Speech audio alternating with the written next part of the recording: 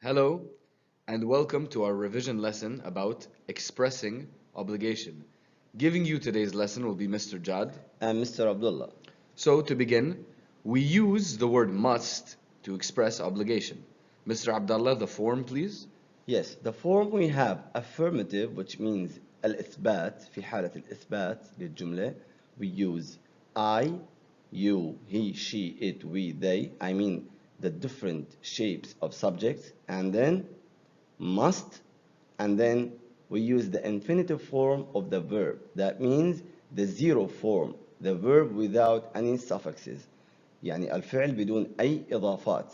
أستخدم الفعل بعد must بدون أي إضافات. Like visit, study, eat. To begin with the first example, Mr. Jad. I must study harder for the next exam. So here we have must, and here we have infinitive form of the verb, study. We didn't say studies or studied or studying, etc. The second one. We must stop at the red traffic light. So here it's a must to stop at the red traffic light. لأن القانون يعاقب نستخدم must. It's التزام أو إجبار. Now moving to the negative form of the sentence. The negative form, as we have just said, that we use the subject at the beginning of the sentence, and then we use mustn't, and then, as we have just said, drive, enter the infinitive form of the verb. Now let's move to the examples. Everyone must have the driving license to drive a car. So it's a must to have a driving lesson to drive a car. The second one, which has mustn't.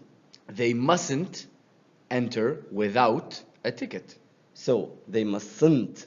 That means mustn't. التزام.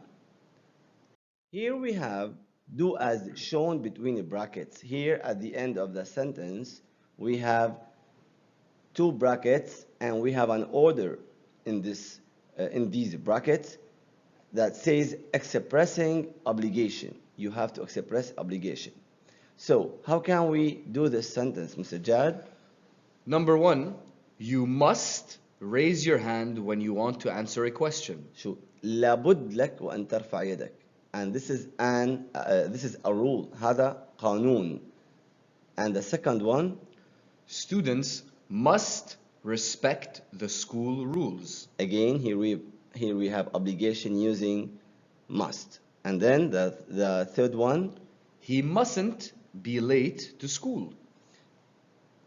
Mustn't using obligation. You mustn't be late to school. يجب أن لا تتأخر على المدرسة. Otherwise, you will be punished. Now, here we have to say at the end of the video that we can use also have to make obligation. But now here we focus on must as using for expressing obligation. Thank you very much for listening to our lesson about expressing obligation. Remember to use must in the affirmative case and mustn't in the negative. Thank you. Thank you. Good luck.